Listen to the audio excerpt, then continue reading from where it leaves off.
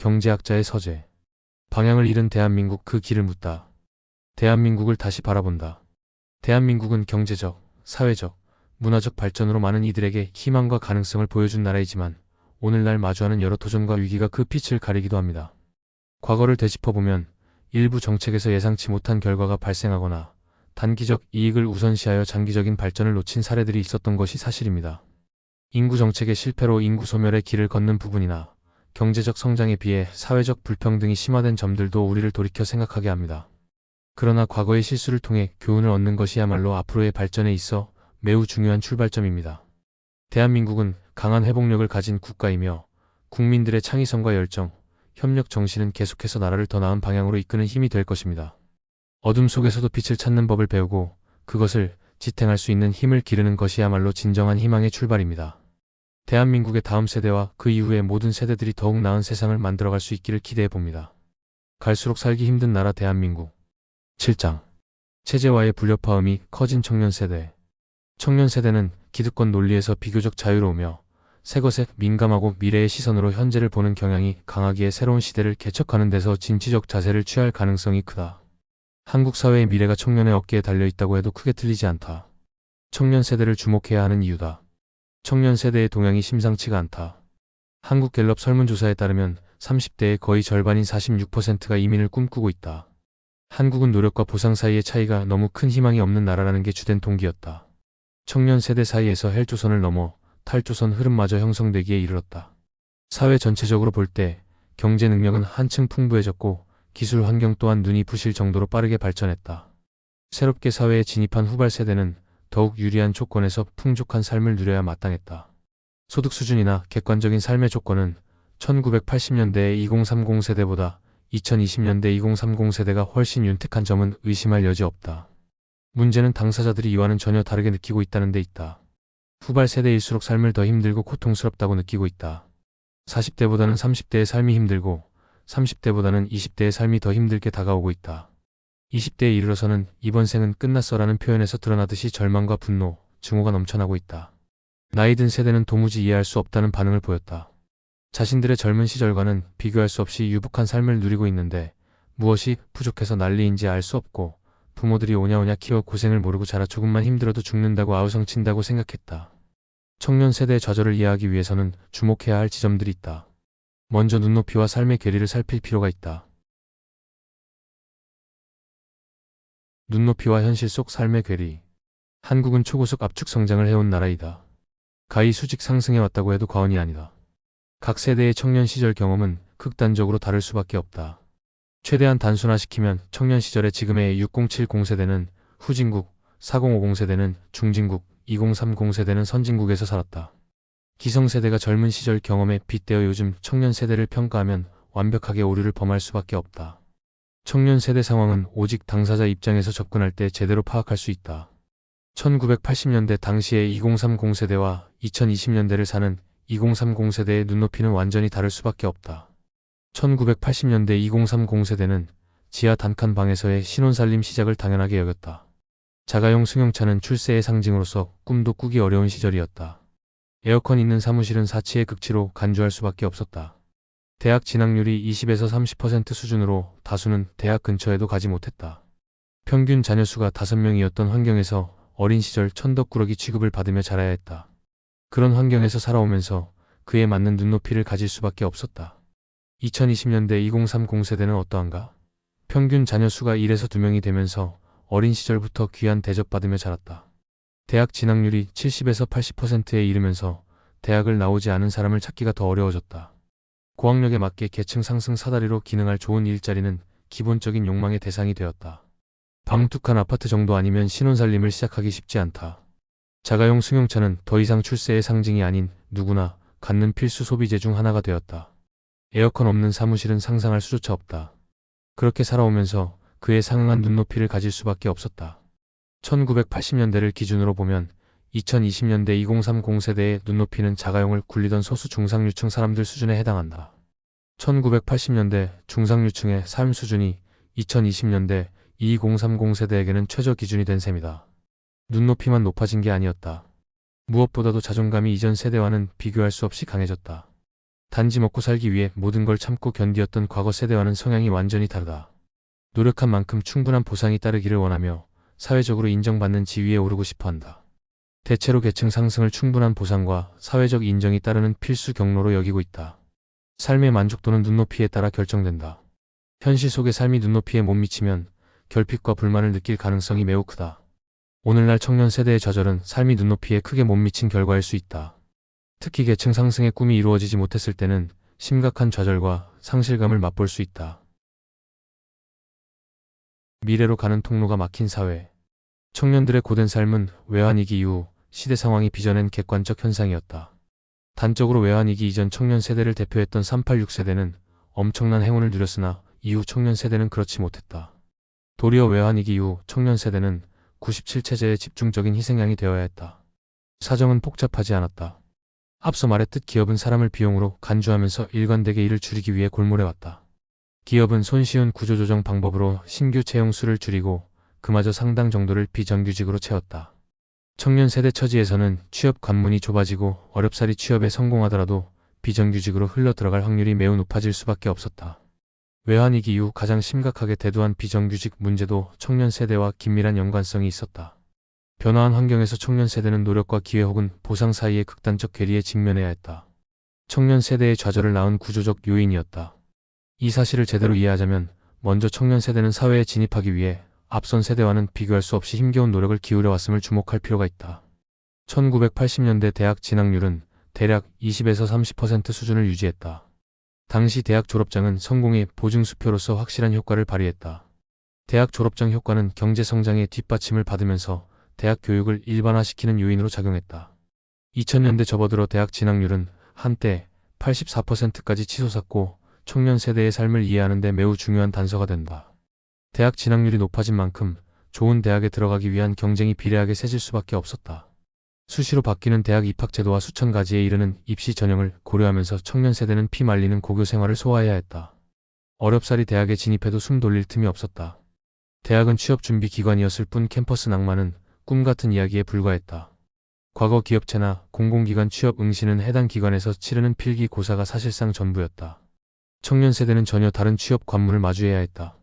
채용 기관들은 어학 실력은 기본이고 각종 자격증과 온갖 문제 해결 능력을 요구했다. 청년 세대는 꼼짝없이 이 모두를 소화해야 했다. 대학 진학과 취업 도전은 주변 신경 쓰지 않고 단지 자신만 열심히 하면 되는 과정이 아니었다. 청년 세대는 외환위기 이후 세상을 지배한 무한 경쟁 논리의 쳇바퀴에 휘말리면서 온몸에 피를 말려야 했다. 자신 못지않게 지독히 노력하는 수많은 동료와의 경쟁에서 이겨야만 했다. 지금의 청년 세대는 대체로 부모의 절대적 영향력 아래에서 성장하고 생활해왔다. 부모 세대는 1980년대 부모들과 달리 높은 학력과 풍부한 경험을 비축한 잘난 사람들이었다. 부모들은 청년 세대의 진로 결정에 절대적인 영향력을 행사했다. 대학 진학과 취업을 둘러싼 진로 결정은 당사자, 개인의 선택보다는 가족 프로젝트로 진행하는 경향이 강했다. 부모들은 나름의 풍부한 지식과 경륜을 바탕으로 외환위기 이후 달라진 세상이 어떻게 돌아가는지 재빨리 간파했다. 부모들은 세상을 지배하는 무한 경쟁 논리를 증폭시켜 자녀들에게 주입했다. 논리는 당시의 살벌한 시대 상황과 맞물리면서 청년 세대의 사고를 일순간에 지배하기에 이르렀다. 청년 세대 사이에서 무한 경쟁 논리는 벗어날 수 없는 강박관념으로 작동했다. 얼마 되지 않은 좋은 일자리를 두고 동료들과 경쟁 아닌 전쟁을 벌여야 했다. 그 과정 자체가 숨막히는 나날의 연속으로 지옥이나 다름없었다. 경쟁의 결과는 더욱 참혹했다. 열의 1에서 2명 정도만이 원하는 자리를 차지했다. 어쩔 수 없이 나머지는 패배자의 운명에 직면해야 했다. 경쟁에서의 패배는 극심한 낭패감과 자괴감, 모멸감을 안겨다 주었다. 현재 삶의 조건이 어떠한지는 두 번째 문제였다. 패배자의 처지가 되었다는 사실만으로도 견디기 어려운 좌절이었다. 쉼없이 달려온 청년 세대를 기다리고 있는 운명은 쓰라리기 그지없었다. 원하는 대학에 진학하고 좁은 취업 관문을 통과해 좋은 일자리를 얻고자 밀치고 다투며 치열하게 경쟁하다가 좌절하고 쓰러지는 운명을 반복해야 했다. 마음껏 즐기고 꽃피워야 할 청춘이 숨막히는 지옥의 레이스로 변질했다. 386 세대가 꿀을 빤 세대였다면 외환위기 이후 청년 세대는 피를 말린 세대였다. 문제의 핵심은 다른 데 있지 않았다. 대학 진학률이 크게 높아지면서 눈높이에 맞는 좋은 일자리 수요는 부쩍 늘었다. 외환위기 이후 사람을 비용으로 간주하면서 좋은 일자리는 상대적으로 줄어들었다. 좋은 일자리를 둘러싼 수요와 공급 사이에 불균형이 극도로 심화해왔다. 노력과 기회 사이의 괴리가 한층 커졌다고도 할 수 있다. 이게 전부가 아니다. 청년 세대 앞에 더욱 깊은 좌절과 분노, 증오를 폭발시키는 또 다른 벽이 버티고 있었다. 외환위기 이후 얼마 동안 청년 세대는 무한 경쟁에서 패배했을 때 자신의 노력과 능력 부족 탓이라 여겼다. 자신을 원망하며 울분의 시간을 보냈다. 2010년대를 거치며 양상이 달라지기 시작했다. 청년 세대는 신분 세습 사회가 나날이 고착화하고 있음을 온몸으로 느낄 수 있었다. 청년 세대는 무한 경쟁에서 승패를 좌우하는 최종적인 요소가 노력의 정도가 아닌 입에 물고 태어난 수저의 색깔임을 깨달았다. 무한 경쟁에서 승리해 소수의 좋은 일자리를 차지한 행운의 주인공은 대체로 부모를 잘 만났다는 공통점이 있었다. 대학 진학과 취업 관문을 둘러싼 경쟁이 치열할수록 부모 찬스가 승부를 가르는 결정적 요소로 작용했다. 폐쇄적 신분 사회로의 고착화가 진행되면서 누구나 쉽게 접근할 수 있는 계층 상승 사다리는 거의 사라지고 없다시피 했다. 다수의 청년 세대는 미래로 가는 통로가 없는 벽 속에 갇혀버렸다. 엎친 데 덮친 격으로 집값이 폭등하면서 청년 세대의 좌절을 더욱 깊게 만들었다. 부모 찬스 없이 서울의 아파트를 장만하기가 아예 어려워졌다. 지역을 떠나 부모 도움 없이 집을 장만했더라도 엄청난 빚을 떠안는 대가를 치러야 했다. 한국은행 최영준 연구위원이 낸 보고서에 따르면 2018년 1980에서 1995년생의 총부채는 2000년 대비 4.3배로 급증했다. 1965에서 1979년생인 X세대의 2.4배와 1955에서 1964생인 베이비붐 세대의 1.8배를 크게 웃도는 수준이었다. 주로는 내 집 마련을 위한 금융기관 대출이 늘어난 탓이었다. 1980에서 1995년생 부채 증가의 원인 중 주택 마련이 차지하는 비중은 2018년 34.4%로 다른 세대보다 높았다. 2030 세대의 항변은 대체로 일치했다. 집값과 전월세가 너무 올라 결혼을 못해요. 여러모로 청년 세대는 미래를 기약하기 힘든 환경에 놓였다. 급기야 연애, 결혼, 출산마저 포기할 수밖에 없는 처지로 내몰렸다. 다수의 청년 세대가 N4 세대로 전락한 이유다. 청년 세대의 좌절이 사회 구조화하면서 부모 세대보다 못한 삶을 사는 세대 후퇴 가능성을 키워왔다. 서울연구원이 2020년에 낸 보고서 장벽사회, 청년 불평등의 특성과 과제는 경제활동을 하는 20대 청년 가운데 70% 정도는 부모의 사회 경제적 지위보다 낮아졌다고 파악했다.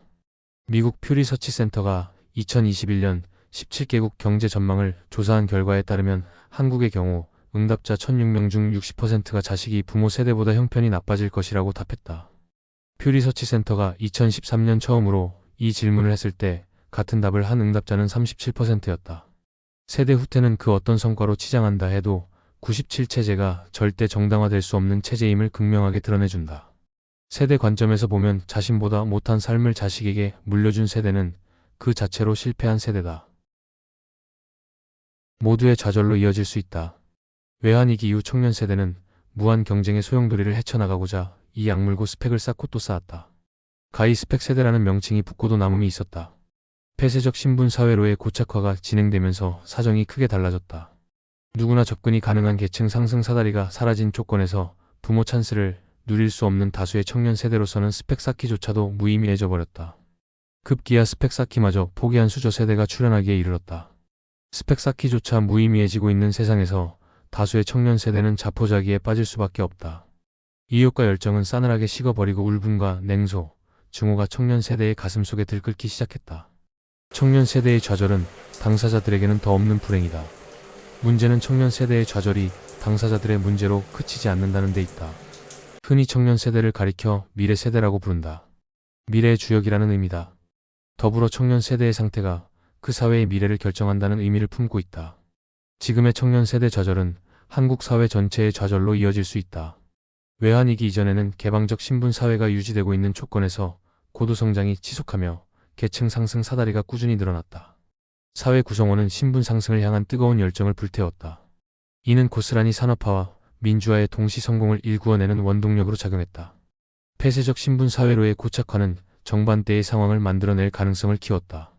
폐쇄적 신분 사회로의 고착화는 다수의 청년 세대가 노력해봐야 소용없다며 자포자기한 채 주저앉도록 만들 소지가 매우 크다. 한국 사회를 떠받쳐온 원동력이 사그라질지도 모르는 매우 위험스러운 상황이다. 만약 한국 사회가 뚜렷한 출구를 찾지 못한 채 97체제가 계속 이어진다면 어떻게 될까? 청년 세대가 냉소와 불신에 사로잡혀 의욕과 열정을 잃어버리고 자포자기한다면 한국 사회의 미래는 어떻게 될까? 4차 산업혁명 시대를 호기 있게 헤쳐나갈 수 있을까? 청년 세대의 좌절이 우리 모두의 문제이고 한국 사회의 미래를 좌우할 사안임을 거듭 확인해주는 지점이 있다. 인구지방 소멸 위기이다. 인구지방 소멸은 사회적 양극화가 청년 세대의 좌절로 이어지는 과정에서 인구 및 공간을 매개로 빚어진 현상이라고 할 수 있다. 외환위기 이후 진행된 사회적 양극화는 수도권과 비수도권 사이의 양극화를 수반했다. 좋은 일자리가 서울과 수도권에 집중해 있으면서 청년들이 수도권으로 몰리기 시작했다. 매년 10만여 명의 청년들이 비수도권에서는 취직이 어렵다며 수도권으로 이동했다. 덩달아 기업들은 비수도권에서는 인재를 구하기 어렵다며 수도권으로 몰렸다. 악순환의 연속이었다. 수도권과 비수도권 사이 양극화가 위험 수위를 넘었다. 수도권은 초고도 비만에, 비수도권은 영양실조에 걸려있다. 2020년 기준 전체 매출액의 86.3%를 차지하는 1000대 기업 본사 중에 753개 75.3%가 수도권에 있다. 각종 세제 혜택을 노릴 목적으로 본사만 지방에 두고 실질적인 경영과 영업활동을 수도권에서 진행하는 기업까지 포함하면 90%를 훨씬 상회한다. 이대로 가면 수도권과 비수도권 모두 중병에 걸려 사경을 헤맬 수도 있다. 문제는 여기서 그치지 않았다. 청년 세대와 기업이 수도권으로 몰리면서 해당 지역의 집값과 주거비가 폭등했다. 그 영향은 청년 세대가 결혼과 출산을 포기할 정도로 파괴적이었다. 한국의 합계 출산율은 2023년 현재 0.7명으로 세계 최저 수준이다. 그 중에서도 서울은 0.5명으로 가장 낮다. 생물학적 관점으로 보자면 서울은 멸종위기 단계에 진입했다고 볼 수 있다. 시중의 이야기대로 먹이가 부족해 서울로 갔으나 둥지가 없어 알을 못 낳는 격이다. 이대로 가면 인구지방 소멸이 함께 진행되면서 궁극적으로 국가마저 소멸할 수도 있다. 해답은 단순 명료하다. 청년 세대가 비수도권에서도 충분히 실력을 키우며 좋은 일자리를 구할 수 있어야 한다. 97체제 종식을 바탕으로 한국 사회가 전면적 혁신으로 나아갈 때 가능한 일이다. 청년 세대의 좌절은 97체제가 배태한 현상이자 한국 사회의 미래를 규정하는 요소이다. 청년 세대 좌절을 개별 사안으로 분리해 접근해서는 해결을 기대할 수 없다. 청년 세대 좌절, 인구지방 소멸, 97체제는 서로 분리할 수 없는 관계에 있다. 총체적 시각을 유지할 필요가 있다. 지극히 비관적인 상황에서도 다행스럽고 고마운 일은 청년 세대 스스로 낡은 질서를 뚫고 나아가고자 몸부림치고 있다는 사실이다. 현실을 향한 분노와 증오는 청년 세대가 무한 경쟁 논리에서 벗어나고 있음을 시사해준다. 더 이상 모든 문제를 자신의 노력과 능력 부족 탓으로 돌리지 않음을 말해준다. 한 걸음 더 나아가 2008년 촛불 시위와 촛불혁명을 통해 자신 안에 97체제 이후 새로운 시대를 열 거대한 잠재력을 비축해왔음을 입증했다. 정령 역사의 변증법이던가? 청년 세대는 97체제의 집중적인 희생양으로 전락했다. 청년 세대는 자신의 의지와 무관하게 97체제와 화합하기 어려운 처지가 되었다. 지극히 결과론적인 이야기일 수 있지만 97체제는 청년 세대를 자신의 무덤을 팔 적으로 만들어왔다. 청년 세대는 고통스러운 삶을 헤쳐나오면서 새로운 에너지를 비축해왔다. 마침내 97체제를 극복할 핵심 동력으로 부상하기에 이르렀다. 청년 세대 눈빛 속에 새로운 미래가 반짝이고 있다. 이상으로 갈수록 살기 힘든 나라 대한민국. 7장 체제와의 불협화음이 커진 청년 세대이었습니다.